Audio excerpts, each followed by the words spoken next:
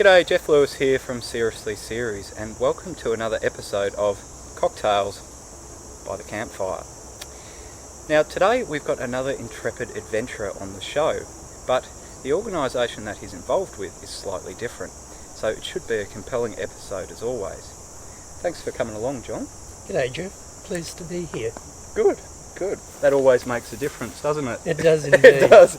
And what cocktail have we got today, John? Well, it's a dark and I believe not quite so stormy. That's right.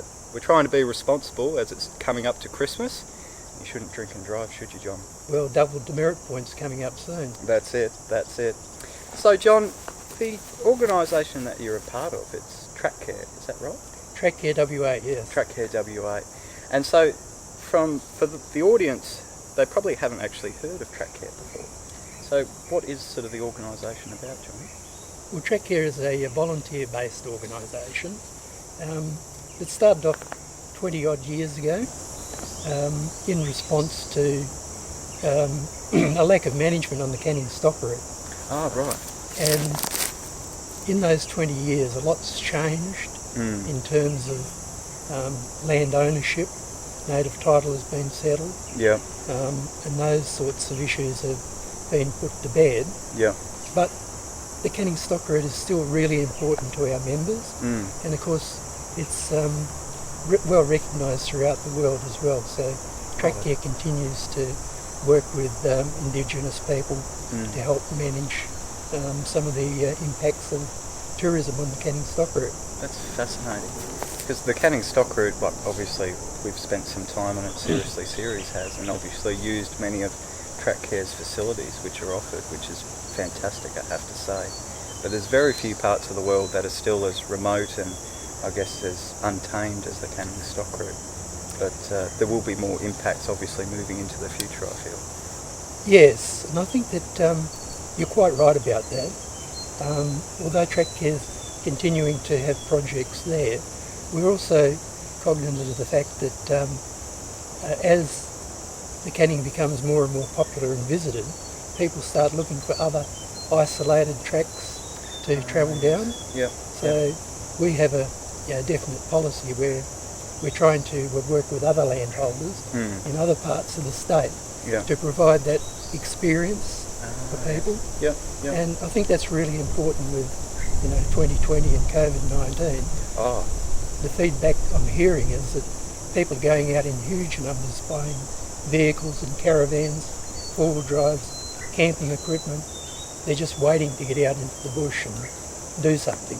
Oh, definitely. And I noticed you've got a TJM hat on at the moment, and it doesn't come down to brands, but obviously we know quite a few people in that industry, and having spoken to them, they literally can't get the accessories to fit on the vehicles. There's that big a demand at the moment. Quite so. And I understand that people who are wanting to buy particular brands of vehicles, they're paying more for a 2-year-old one than you'd buy a brand new one for because you can't get it. Really? Well, there you go. If you have I guess it's a Land Cruiser we're talking about there. If you have a Land Cruiser that's a couple of years old and you want to afford that holiday, maybe consider selling it. Who knows? And buying a Seriously Series Land Rover. That could work too. So with Track Care, John, being a voluntary organisation, I'm sure there's quite a diverse array of sort of members. And Yes, they're normally retirees who are generally skilled in terms of trades or professions, experienced four-wheel drivers. So they're looking for an experience that's not the usual weekend warrior type thing where we buy a four-wheel drive, let's go and learn how to use it. It's a lot of fun, we all agree with that. They want something more. And so what we offer is that we provide experiences. For example, again, the Canning. We've been doing cooperative projects with native title holders. Yep. And so it's a bit like voluntourism, where our members go and work with, quite large groups. In the case of Well 49, where we helped build a ranger station, Indigenous people are really keen to get back onto country, but they're also very welcoming. Okay. So, for example, the women in the track care group, they would go out with the Aboriginal ladies and do women's business stuff. And the blokes would, have that cultural experience that with men as well. So not only is it a bit of hard work and graft and skill transfer, but you're actually getting an experience that really you can't buy. Oh no, definitely not. And that's, I guess, the advantage of any voluntary organisation. You've just got that different aspect, and an experience like that, you just can't put a price on it. And so it helps in a number of ways. It helps develop the standing of track care amongst the community. They get to know who we are, what our ethics are in terms of operation and country and respect, all of those sorts of social engagement issues, which in the end is beneficial to the long-term viability of track care, because we're meeting the up-and-coming leaders. The young blokes are the ones on the shovels, not the senior people. That's true. And so we're building that trust and relationship that we work really hard to keep going. Wow. And one of the projects I noticed travelling along the Canning stock route was that track care has been involved with, obviously, the sanitary requirements, because more people are travelling along these tracks. You no longer have the luxury of just digging a hole in the bush, and I believe the droplers, portable droplers on trailers, is one of the things that track care has obviously facilitated, and it works marvellously. Yes, that's right. The Canning stock route's a real challenge in terms of building things, simply because of the condition of the track, which means that you have everything you carry out there has to be carried on a normal four-wheel drive or trailer, which is difficult because there's a paucity of four-wheel drive trucks that are suitable for travelling in that part of the world. So that design has worked really well for quite a long period of time. Our concern now is that with the increased utilisation, and people are predicting that once the stock route's open again after COVID, that there'll be a slug of travellers just waiting to get out and enjoy what we're enjoying right now. Peace and serenity.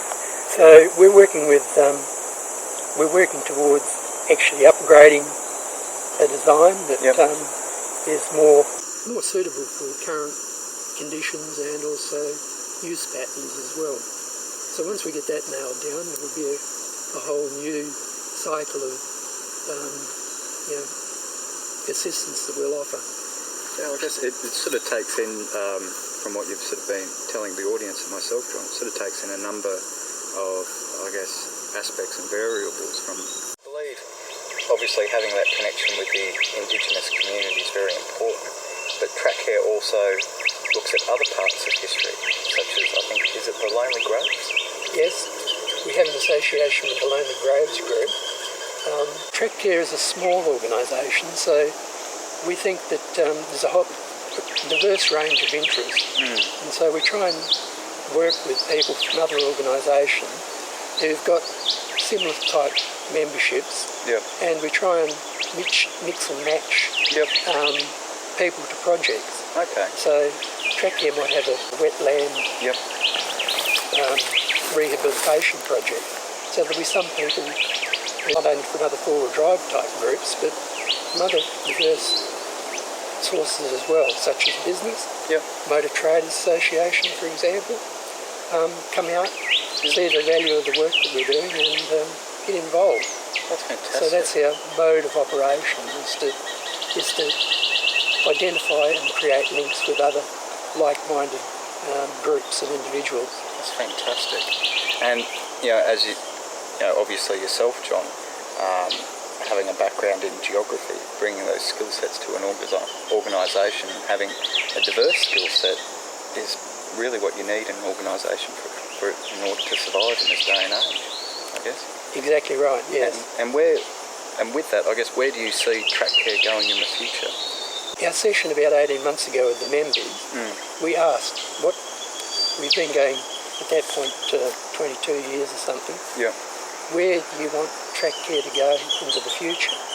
And they said that they want track care to have an intergenerational impact, ensuring that people are able to get out into the bush, probably in four-wheel drive, to enjoy what they're enjoying.